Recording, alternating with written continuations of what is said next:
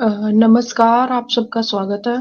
तो जैसे कि मैंने कम्युनिटी पोस्ट में डाला था कि आपके सवाल क्योंकि बहुत सारे लोग मुझे बहुत बार सवाल पूछते हैं, तो कई सवाल ऐसे नहीं होते हैं कि मैं उनको पूरा टाइप करके आंसर दे सकूँ। तो ये मैंने मुझे किसी ने सजेस्ट किया था कि आप एक काम किया कीजिए, आप क्वेश्चन लेके एक वीडियो रिकॉर्ड कर लिया कीजिए या फिर जो है आप लाइव स्ट्रीम कर लिया कीजिए। तो मैंने कहा चलो ठीक है, मैं ऐसा ट्राई करके देखती हूँ। तो अगर आज ही मैं ये वीडियो अपलोड करने के बाद एक नया कम्युनिटी पोस्ट डाल दूंगी, तो अगर आपके और कोई सवाल है तो आप वो भी जो है मुझे लिख सकते हैं मेरे कम्युनिटी पोस्ट के कमेंट सेक्शन में।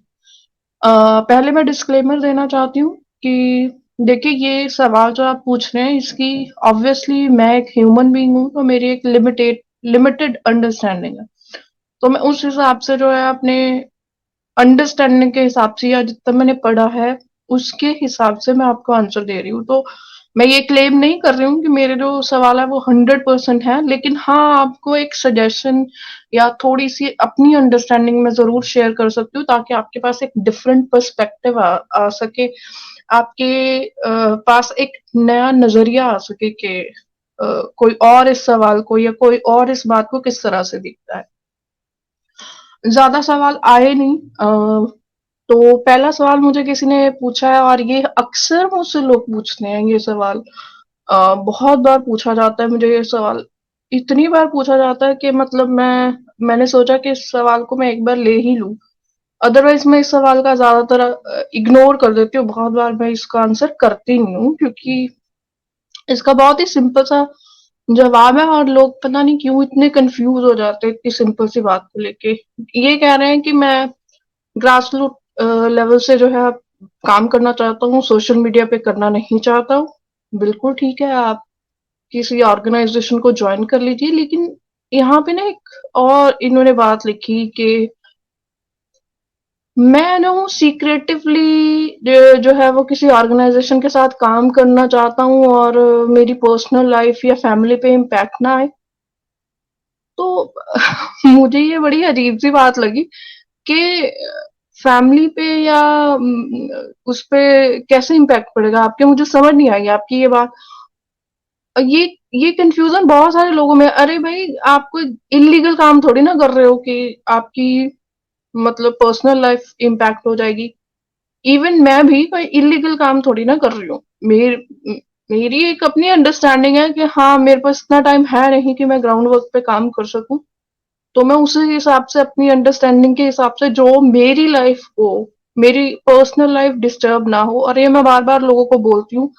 स्पेसिफिकली ये जो ओवर जो आजकल हिंदू किड्स जो हैं, जो ओवर हाइप हो जाते हैं एक ही तरह का नैरेटिव सुन सुनकर, उनके लिए मेरी सजेशन है कि ओवर हाइप करने की कोई जरूरत नहीं है। आप अपने एरिया में ही आपके आसपास जो भी ऑर्गेनाइजेशन है उसको ज्वाइन करिए, उसको सीखिए कि वो किस तरह से काम करता है। हाँ, अगर आप बाद में कोई नया काम करना चाहते हैं तो उसके लिए आपको एक्सपीरियंस तो करना पड़ेगा। मतलब ऐसा नहीं है ना कि आपको खाना बनाना है कहीं पे, तो आपने पहले कभी खाना बनाया ही ना हो और आप खाना बनाने लग जाओ, तो फिर ऑब्वियस सी बात है कि आप खाना बनाना ऐसे बना ही नहीं पाएंगे। उसके लिए आपको प्रैक्टिस करनी पड़ेगी ना, आपको पहले सीखना पड़ेगा।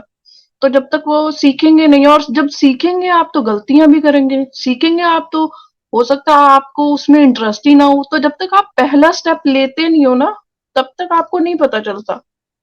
और हर इंडिविजुअल जो है वो अलग होता है। तो मैं आपको यही सजेस्ट करूंगी, अगर आप काम करना चाहते हो आरएसएस को ज्वाइन कर लो, और नहीं तो कुछ, अगर आरएसएस आपको नहीं पसंद है तो और बहुत सारी ऑर्गेनाइजेशंस हैं, आप उनको ज्वाइन कर सकते हो। इवन आजकल तो ऑनलाइन बहुत सारी ऑर्गेनाइजेशंस हैं, आप उनके साथ है मतलब ज्वाइन कर सकते हो। तो ऐसा नहीं है कि अगर आप किसी ऑर्गेनाइजेशन को के साथ जुड़ के कोई काम करेंगे तो वो कोई इलीगल काम है और आपके ऊपर कोई इम्पैक्ट पड़ जाएगा या आपकी फैमिली पे कुछ नहीं होगा। मैं पर्सनली बहुत सारी ऑर्गेनाइजेशन या एनजीओ जो बेसिकली हिंदू टेम्पल्स के लिए और बहुत सारे काम करते हैं, मैं उनके उनमें कुछ सपोर्ट नहीं कर सकती, तो उनको पैसे मतलब ये डोनेशन दे सकते हैं। तो इवन अगर आप डोनेट भी कर देंगे किसी ऑर्गेनाइजेशन को जो अच्छा काम कर रही है, उसके बारे में पहले रिसर्च कर ले, चेक कर लें कि वो मतलब ट्रांसपेरेंट उनका सिस्टम है या नहीं, क्या वो क्या काम कर रहे हैं या कितना आउटपुट दे रहे हैं। उसके बाद आप ज्वाइन करिए। अगर आप चाहते हैं कि डोनेशन नहीं दे सकते, आपको पर्सनली ही ज्वाइन करना है, तो आप और किसी भी ऑर्गेनाइजेशन को, छोटी सी ऑर्गेनाइजेशन है, इवन मैं आपको कहूंगी किसी एनजीओ को ज्वाइन करिए, क्योंकि बहुत सारी ऑर्गेनाइजेशन और जो एनजीओ ऐसे होते हैं ना, इनका काम करने का तरीका बहुत ज्यादा डिफरेंट होता नहीं है, बेसिकली सिमिलर सा होता है। तो आप ज्वाइन करिए और सीखिए। अभी आप ये मत करिए कि हाँ मुझे कुछ बड़ा करना है, अभी 25 आपकी एज है, टिल जब तक आपकी शादी हो जाए और बच्चे हो जाए तब तक अपनी पढ़ाई पे फोकस करो, अपने करियर पे फोकस करो। हाँ, संडे को या सैटरडे को कहीं पे आप ज्वाइन करना चाहते हो किसी ऑर्गेनाइजेशन के साथ, तो आप करके अपना सीखिए उनसे काम। मैं हमेशा सजेस्ट करती हूँ कि अपनी पर्सनल लाइफ को हमेशा पहले सिक्योर करिए। ये बहुत सारे जो आजकल हिंदू बच्चे जो ओवर हाइप होकर बहुत सारी बातें करते हैं, मैं उनको हमेशा बोलती हूँ कि अगर आपकी पर्सनल लाइफ सिक्योर नहीं होगी तो आप इस हिंदू कम्युनिटी में बिल्कुल भी हिस्सा नहीं दे रहे हो। और इवन कोई भी हिंदू अगर अपनी पर्सनल लाइफ को, अपनी फैमिली को, अपनी फैमिली का ध्यान रख रहा है, वो भी आप हिंदू कम्युनिटी में ऐड ही कर रहे हो। हमारी कम्युनिटी की जो एक फैमिली है, वो एक सिंगल यूनिट है। अगर हमारी सिंगल सिंगल यूनिट भी अच्छी तरह से समझ जाए, अवेयर हो जाए और इकोनॉमिकली ग्रो करने लग जाए, तो हिंदू कम्युनिटी ओवरऑल ग्रो करेगी। तो ऐसा नहीं है कि आपको कुछ अपनी पर्सनल लाइफ में कुछ प्रॉब्लम क्रिएट करके फिर इसमें ऐड होना है, ऐसा कुछ भी नहीं है। तो इतना कोई आपके ऊपर कोई प्रेशर नहीं है कि आपको करना ही करना है। आई विल सजेस्ट कि पहले अपना करियर बना लो, उसके बाद किसी ऑर्गेनाइजेशन को ज्वाइन करके।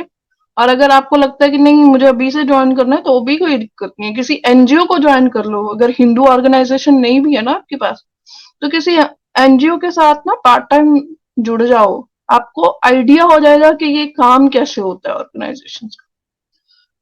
अच्छा, तो अगला सवाल जो है मुझे फिलॉसफी पे पूछा गया। इन्होंने एक सवाल पूछा कि जब मैं वेस्टर्न फिलॉसफी को पढ़ता हूँ या पढ़ती हूँ, तो ये जो टर्म्स है जैसे विशिष्ट अद्वैत, समाधि, अद्वैत, ये सारी चीजें जो है मुझे वेस्टर्न फिलॉसफी में मतलब मुझे इनके सिनोनिम या इनके जैसी कोई टर्म नहीं मिलती है वहां पे। तो क्या सोल्यूशन है इसका?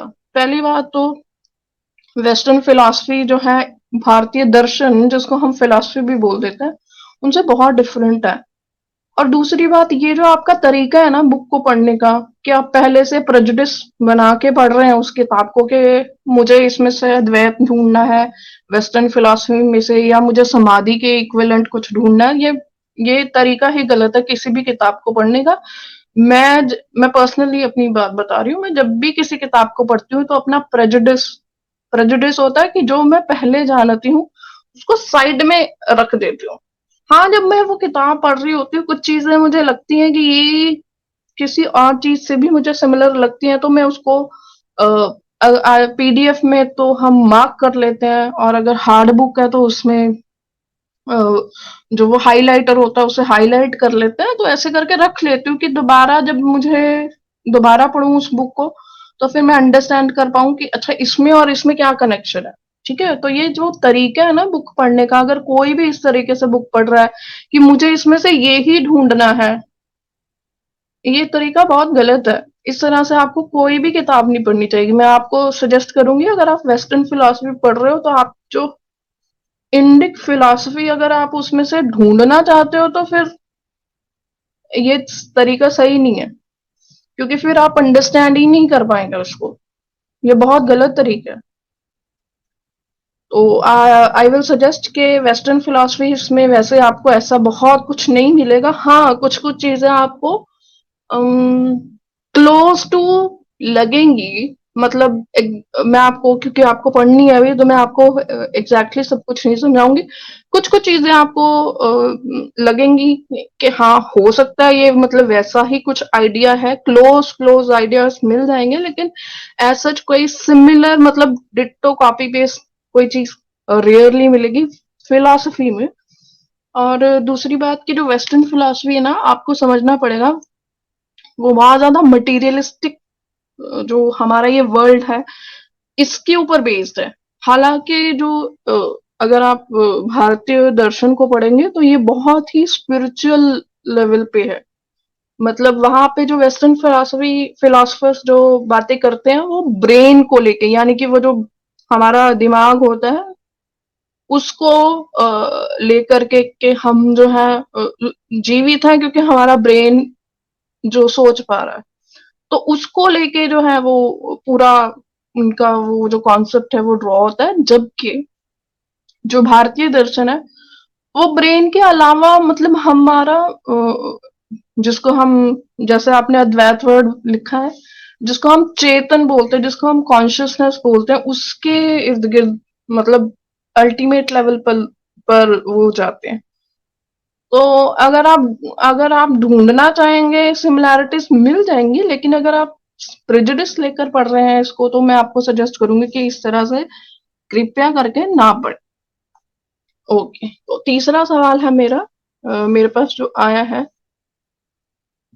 ये किसी ने मुझसे पूछा है कि आपका अंबेडकर जी का जो पर्सपेक्टिव था हिंदुइज्म को लेकर, उसके बारे में आप क्या सोचती हैं? और ये भी इन्होंने पूछा है कि आप जो है वो जो अंबेडकर जी कह रहे, मतलब उन्होंने कहा कि हिंदुइज्म जो है वो कभी भी रिफॉर्म नहीं हो सकता और इसको डिस्ट्रॉय कर देना चाहिए। तो ये जो दूसरी लाइन आपने लिखी जो अंबेडकर जी ने कही थी कि हिंदुइज्म कभी रिफॉर्म नहीं हो सकता और इसको डिस्ट्रॉय होना चाहिए, मैं इससे बिल्कुल एग्री नहीं करती हूँ। कंप्लीटली डिसएग्री करती हूँ मैं इससे, क्योंकि इसके बहुत सारे साक्ष्य हमें हिस्ट्री में मिल जाते हैं कि हिंदुइज्म जो है वो रिफॉर्म हुआ। हिंदुइज्म को छोड़िए, मैं कहूंगी कि आप बहुत सारी रिलीजन जो है, या रिलीजन नहीं, मैं कहूंगी कि बहुत सारी सोसाइटीज, क्योंकि बेसिकली क्या होता है रिलीजन, क्या होता है एक सेक्ट ऑफ पीपल की कुछ सिस्टम होता है। तो रिफॉर्म हो जाते हैं, वो अल्टीमेटली हो ही जाते हैं। जैसे एग्जाम्पल के तौर पे मैं आपको मोनोथीस्टिक, यानी कि इतना तो हम सब जो मेरे सब्सक्राइबर हैं उतना तो उनकी और मेरी अंडरस्टैंडिंग है ही कि जो हिंदुइज्म है या जो पेगनिज्म जिसको हम या पॉलिथीज्म बोलते हैं, कि वो मोनोथीस्टिक रिलीजन से तो थोड़ा बेटर है, या बहुत बेटर भी है, काफी लोग ये भी मानते हैं। तो अगर आप मोनोथीस्टिक रिलीजन में भी देखेंगे ना, जो वन गॉड की बात करते हैं, आप उनमें भी देखिए कि बहुत ज्यादा चेंजेस आते हैं। चेंजेस, रिफॉर्म का मतलब यही है ना, चेंज। तो आप देखिए ये 72 जो सेक्ट बने हैं, ये क्यों बने हैं? इसीलिए बने ना कि एक सेक्ट ने दूसरे सेक्ट की जो अंडरस्टैंडिंग है उससे डिसएग्रीमेंट की। इवन क्रिश्चियनिटी में आप एग्जांपल ले लीजिए, क्रिश्चियनिटी के कितने सारे जो है वो सेक्ट्स हैं, एक दूसरे से डिसएग्री करते हैं। तो आप देखिए कि जो मोनोथीस्टिक सोसाइटीज हैं उनके अंदर भी चेंजेस, यहाँ पे रिफॉर्म नहीं मैं कह रही हूँ, चेंजेस आते हैं। अगर आप मोनोथीस्टिक सोसाइटीज में सबसे बड़ा रिफॉर्म देखिए क्रिश्चियनिटी में आया, जो मतलब डार्क एजेस के बाद देखिए आप वेस्टर्न सोसाइटीज बिल्कुल ही बहुत ज्यादा चेंज हो गई। मतलब आज जो वो प्रैक्टिस करते हैं ना, वो बिल्कुल उनकी किताबों में लिखा ही नहीं हुआ है। तो ये एक ये हर सोसाइटी में होता है। और हिंदुइज्म की अगर आप ले लें कि हिंदुइज्म में रिफॉर्म नहीं हो सकता, तो फिर अद्वैत और द्वैत क्या है? रिफॉर्म ही है ना एक तरह से। और आप डिफरेंट टाइम पे देखिए बहुत सारे रिफॉर्म आए, और बहुत सारी आप देखिए कि कमेंट्री भी आप देखिए अलग अलग टाइम पे अलग अलग तरीके से कमेंट्री हुई है। इवन आप जो भगवत गीता है उसको भी अगर आप उन भगवत गीता के ऊपर भी कमेंट्री पढ़ेंगे ना, तो उसमें भी आपको बहुत सारे डिफरेंट वर्जन मिल जाएंगे। जैसे मैं एज अ पर्सन, क्योंकि मैं फिलोसफी को ज्यादा फॉलो करती हूँ, हिंदुइज्म का जो फिलोसफिकल पार्ट है मैं उसको ज्यादा पढ़ती हूँ। तो अगर आप अष्ट वक्र गीता पढ़ेंगे तो आपको लगेगा कि आप ये क्या, मतलब वो बिल्कुल ही अलग पिक्चर पेंट करता है आपके सामने। तो जब वो सोसाइटी रिफॉर्म हुई तभी ना इतने सारे सेक्ट बने। एक नया सेक्ट कब बनता है? किसी भी पंथ में आप ले लीजिए, इवन सिखिज्म में ले लीजिए। सिखिज्म में इतने सारे पंथ हैं, बहुत सारे लोगों को मतलब ये पता नहीं है कि नानक शाही पंथ भी है, निरंकारीज हैं, रामदासी है, रामगढ़िए हैं, रविदासिये हैं। तो ये अलग अलग सेक्ट आए कैसे? ये तभी आए ना जब उन्होंने एक दूसरे से डिसएग्रीमेंट किया। रिफॉर्म का मतलब क्या होता है? यही ना कि जो पहले या जो पहले जो लोग मानते थे उससे डिसएग्रीमेंट करके अपनी नए वर्जन को लेके आना। तो ये जो एक कहा जाता ना कि ये डिस्ट्रॉय हो जाना चाहिए क्योंकि ये रिफॉर्म नहीं कर सकता, ये किसी भी सोसाइटी के साथ पॉसिबल नहीं है, क्योंकि टाइम टू टाइम जो ह्यूमंस होते हैं वो चेंजेस लेके आते हैं। यानी कि वो रिफॉर्म वर्जन चेंज भी हो सकता है, यानी कि रिफॉर्मेशन भी हो सकती है, डिग्रेडेशन भी हो सकती है। जैसे एग्जाम्पल के तौर पे आप देख लीजिए, यहाँ पे मैं सोसाइटी की बात कर रही हूँ, और जब सोसाइटी रिफॉर्म करेगी तो ऑब्वियस सी बात है कि उनका बिलीफ सिस्टम और उनकी जो एक स्पिरिचुअल जो अंडरस्टैंडिंग है बिलीफ सिस्टम को लेकर, वो भी चेंज होती है। तो ये कोई हिंदुइज्म को लेकर भी हर सोसाइटी पे अप्लाई होता है कि हर सोसाइटी ग्रेजुअली रिफॉर्म करती है। बाकी अम्बेडकर जी के ऊपर मेरे बहुत सारे और अ, बहुत सारी बातें हैं अम्बेडकर जी को लेकर जो मैं समझ नहीं पाई हूँ अभी तक। उनकी बहुत सारी बातों को, उनके ऊपर अभी तक मेरे क्वेश्चन मार्क है। जैसे कि एग्जाम्पल के तौर पे अम्बेडकर जी ने जो हिंदुइज्म का कास्ट सिस्टम है उसको बिल्कुल रिजेक्ट किया कि मैं नहीं मानता हूँ। लेकिन हिंदुइज्म को रिजेक्ट करके उन्होंने अपनाया क्या? बुद्धिज्म। और अगर आप बुद्धिज्म को देखेंगे तो बुद्धिज्म में भी एग्जैक्टली कास्ट सिस्टम है। वहां पे स्क्रिप्चर्स आप पढ़िए, बुद्धिज्म के आपको क्लियर कट कास्ट सिस्टम दिख जाएगा। कहीं कहीं पे थोड़ा सा मिक्स एंड मैच है, कहीं कहीं पे वो रिजेक्ट मतलब कास्ट सिस्टम को जो है वो वर्ण व्यवस्था भी बता देते हैं। कहीं कहीं पे वो टोटली कास्ट सिस्टम मतलब बिल्कुल इसको जिसको बोलते हैं ना रिजिड, कि चेंज ही नहीं हो सकता, वो भी कहते हैं। तो आप मुझे बताइए क्या छोड़ा भीमराव अंबेडकर जी ने? तो और उसके अलावा मेरे और भी बहुत सारे सवाल हैं। जैसे एग्जाम्पल के तौर पे मैं यहाँ पे Ambedkar as a personality discuss कर रही हूँ, क्योंकि उनका जो पर्सपेक्टिव है जो आया हिंदुइज्म को लेके, ऑब्वियस सी बात है कि उनकी अपनी जो एक पर्सनैलिटी थी उसके उसका ही एक रिफ्लेक्शन है ना, कि जो उन्होंने उनकी पर्सनैलिटी उसी को उन्होंने रिफ्लेक्ट किया जो हिंदुइज्म में वो देख रहे थे।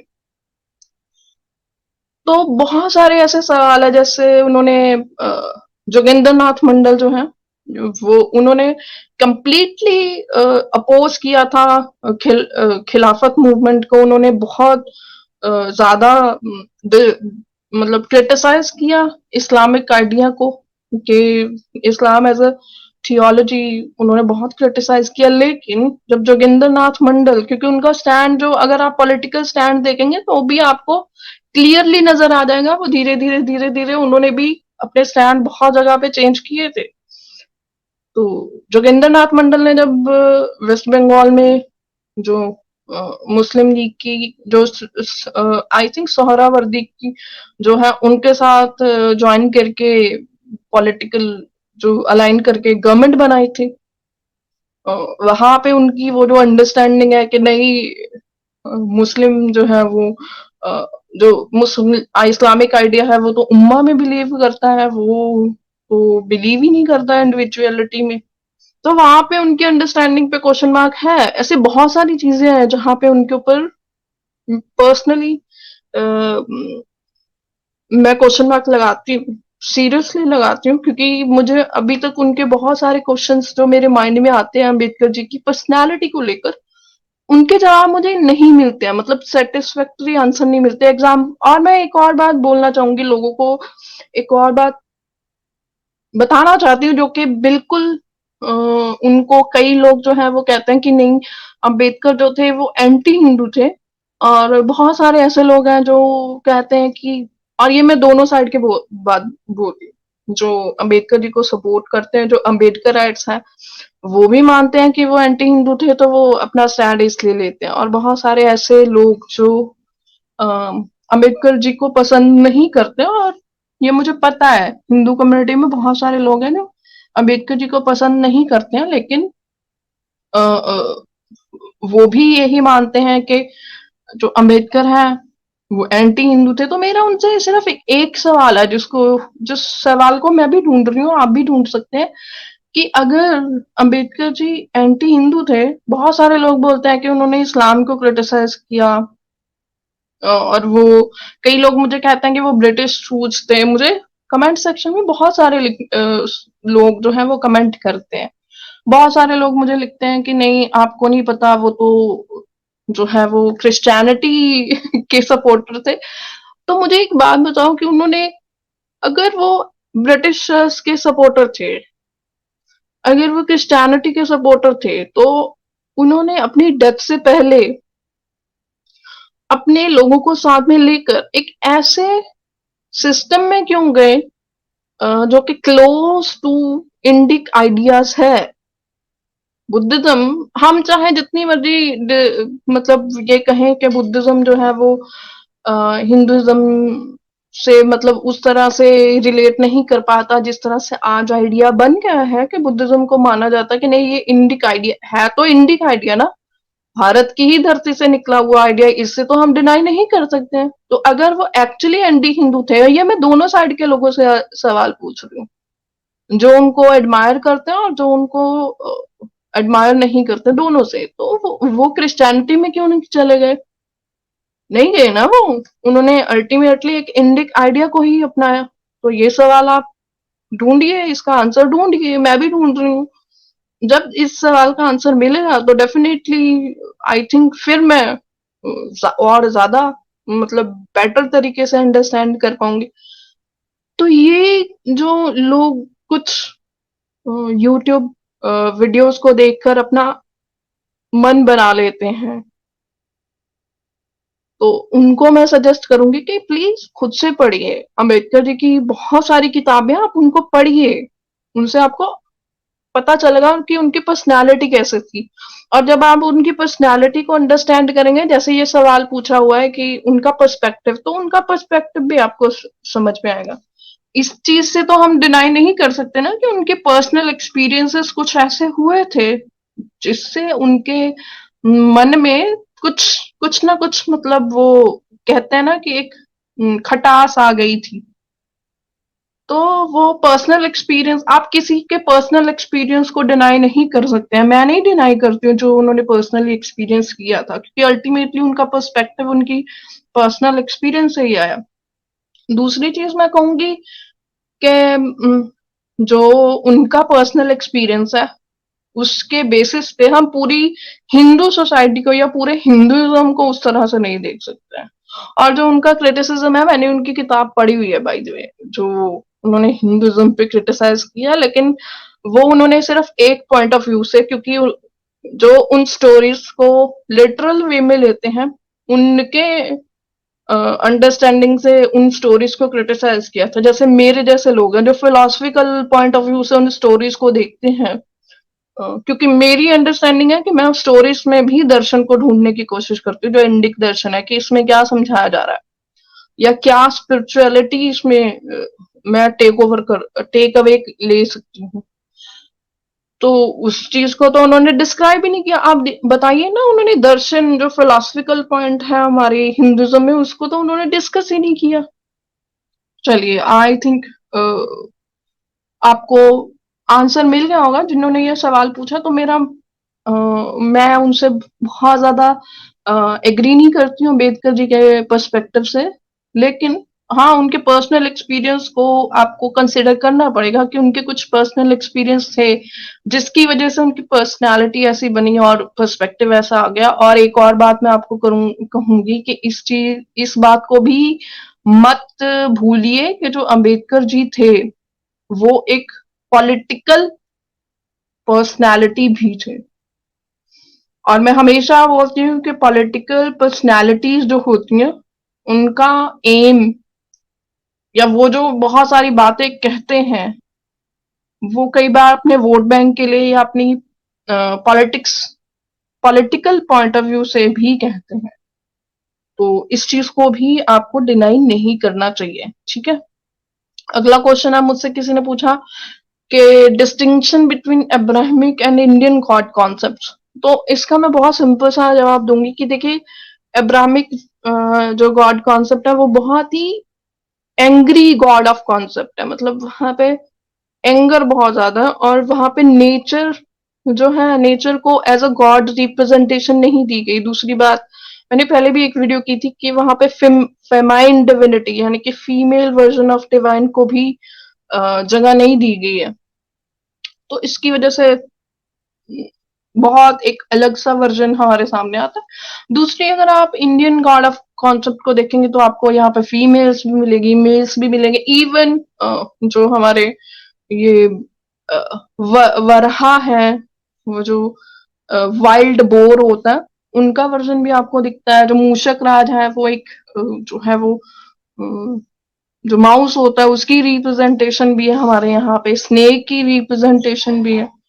तो मतलब हमारे यहाँ पे हर मोस्टली आई थिंक नेचर के जो मेजर एस्पेक्ट्स हैं उनको रिप्रेजेंटेशन है, जबकि वहां पे बिल्कुल रिप्रेजेंटेशन नहीं है। और एक और बात बताऊंगी इसमें, इस बात का भी डिफ्रेंसिएशन है कि आप देखिए कि भारत जो था, जब यहाँ पे ये कॉन्सेप्ट डेवलप हो रहे थे या फिलॉसफी हमारे यहाँ डेवलप हो रही थी, तो आप ये देखिए कि भारत के अंदर कभी भी वैसी ज्योग्राफिकल चैलेंजेस नहीं थे जैसे वो जहाँ पे Abrahamic God of concept develop हुए वहां पे जो चैलेंजेस थे। तो आपका उन चैलेंजेस की जो एक छाप है आपको जो कॉन्सेप्ट होते हैं उनमें हमेशा नजर आती है। मैं इवन अगर आप भारत में देखेंगे तो भारत में भी आपको नजर आएगा कि जब नवरात्रि पंजाब में होती है तो पंजाब में लहसुन प्याज खाना बंद कर देते हैं और बिल्कुल नॉनवेज घर में घुसने नहीं देते। और इवन जो बंगाल है, बंगाल में जब नवरात्रि होती है तो मतलब मुझे मेरी फ्रेंड है बंगाली, उसने बताया कि वहां पे जो है वो एक मछली होती है, मैं नाम भूल रही हूँ उसका, उसको मतलब प्रसाद के तौर पर मतलब उसका उसको बनाया जाता है वहां पे नवरात्रि में। क्योंकि ज्योग्राफिकल टर्म्स भी आप देखिए ना कितनी डिफरेंट है। तो बहुत सारी चीजें होती हैं जो एक पर्टिकुलर रीजन की ज्योग्राफी से भी अलाइंड होती हैं। ऐसे बहुत सारी और चीजें भी हैं, मतलब इसके ऊपर तो मैं बोलूंगी तो बहुत ज्यादा बोल सकती हूँ, लेकिन आई थिंक आपको अंडरस्टैंडिंग आ गई होगी कि वो एक बहुत ज्यादा ज्योग्राफिकल पॉइंट ऑफ व्यू से भी अगर आप देखें तो वो बहुत ज्यादा एक अलग तरीके का कॉन्सेप्ट है। और इंडियन गॉड कॉन्सेप्ट ऑब्वियसली क्योंकि हमारी सोसाइटी जो है वो बहुत एक इंटेलेक्चुअली एजुकेशन के वाइज से भी बहुत डेवलप थी पुराने टाइम में। अगर आप जाएंगे तो उसका एक रिफ्लेक्शन हमारी सोसाइटी में दिखता है। लास्ट क्वेश्चन बड़ा इंटरेस्टिंग है। ये बहुत सारे लोग इस सवाल को बहुत ज्यादा मुझसे पूछते हैं नहीं, लेकिन ये बहुत इंटरेस्टिंग सवाल है कि does book reading actually helps increase intellect. मतलब इंटेलेक्ट बढ़ाने के लिए क्या बुक्स को रीड करना एक्चुअली हेल्प आउट करता है? तो इसके सवाल का जवाब दो दो है। एक है हाँ, दूसरा है ना। हाँ, क्यों? अगर आपके अंदर इंट्रोस्पेक्शन का या आप बिना प्रेजुडिस से जो है वो किसी किताब को पढ़ते हैं, जैसे मैंने ऊपर भी बोला था ना एक फिलॉसफी वाले पॉइंट में, कि अगर आप किसी किताब को पढ़ रहे हैं तो आपको अपने प्रीवियस प्रेजुडिस साइड में रख के जो है कोशिश कीजिए। सारे ये पॉसिबल होता नहीं है कंप्लीटली, लेकिन कोशिश कीजिए अपने प्रेजुडिस को साइड पे रख के उस किताब को अंडरस्टैंड करने की, या वो क्या कहने की कोशिश कर रही है। तो अगर आपके अंदर इंट्रोस्पेक्शन का एक सिस्टम डेवलप कर लिया है आपने, तो बिल्कुल आप इंटेलेक्ट लेवल अचीव कर सकते हैं, या इंटेलेक्चुअल जो अंडरस्टैंडिंग है या अपने आप को मेच्योरिटी की तरफ, इंटेलेक्ट नहीं मैं कहूंगी मेच्योरिटी आपके अंदर आ जाएगी। दूसरा जो मेरा जवाब है नहीं, वो है कि अगर आप इंट्रोस्पेक्शन नहीं करते हैं, क्योंकि मैंने हमेशा बोलती हूँ कि बहुत सारे लोग जो होते हैं, जनरली ह्यूमन बींग्स जो होते हैं वो लेजी होते हैं। वो जो वो जो कॉग्निटिव डिसोनेंस उनको जब होता है ना, तो वो उस चीज को पुश कर देते हैं कि नहीं नहीं, ये जो लिखा गया है ये उसको साइड कर देते हैं कि ये जो लिखा गया है ये तो मेरे जो मैंने पहले पढ़ा है या जो मैं बिलीव करता हूँ या करती हूँ उसको चैलेंज कर रहा है, तो वो उसको साइड में कर देते हैं और बोल देते हैं नहीं नहीं, ये किताब तो वेस्ट है, ये तो किसी। और ये हिंदूज में बहुत ज्यादा होता है, मैं हिंदूज की बात करूंगी। बहुत सारे लोग मुझे बोल देते हैं ये तो एक लेफ्टिस्ट ने लिखी है, ये इसने लिखी है। किसी ने भी लिखी हो, मैं सबको पढ़ती हूँ, इवन लेफ्टिस्ट को ज्यादा मतलब पढ़ती हूँ मैं, क्योंकि उससे मुझे रियलाइज होता है कि ये किस तरह से उनकी वो जो एक हेट्रेड है वो समझ में आती है। उनकी एक कि उनके जो आर्गुमेंट वो डेवलप कर रहे हैं वो किस तरह से डिसऑनेस्टी से अपने आर्गुमेंट दे रहे हैं।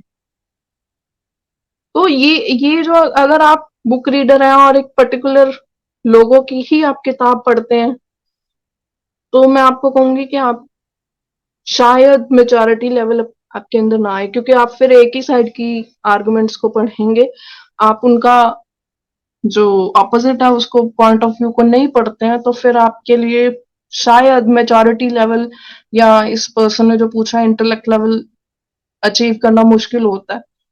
इसीलिए मैं बोलती हूँ कि कोई भी किताब हो उसको पढ़िए। इवन इसीलिए बहुत बार जैसे मैंने अपने चैनल पे बोला कि मैंने प्रिंट का एक आर्टिकल पढ़ा, तो मुझे बहुत सारे लोग कमेंट में लिखने लगे, अरे प्रिंट तो लेफ्टिस्ट है, ये तो ये है। मतलब बहुत सारे लोगों के बारे में या बहुत सारे प्लेटफॉर्म्स के बारे में बोल दिया जाता है कि अरे ये तो लेफ्टिस्ट है। बहुत बार मैं ट्विटर पे ऑप इंडिया का कोई आर्टिकल को कोट कर देती हूँ, तो मुझे कहते हैं अच्छा ये तो राइट विंग है, हम तो इसको नहीं पढ़ते। तो ये दोनों साइड के लोग जो भी हैं जो एक दूसरे को कैंसिल आउट कर रहे हैं, एक दूसरे की बात पढ़ नहीं रहे हैं या एक दूसरे के आर्टिकल्स नहीं पढ़ रहे हैं, तो आप दोनों लोग ही गलत हो। और मैं दोनों साइड के लोगों को बोलती हूँ, अगर बाय एनी चांस दूसरे साइड के लोग मुझे सुनते हैं और मुझे लगता नहीं वो सुनते हैं, तो दोनों साइड के लोग गलत है।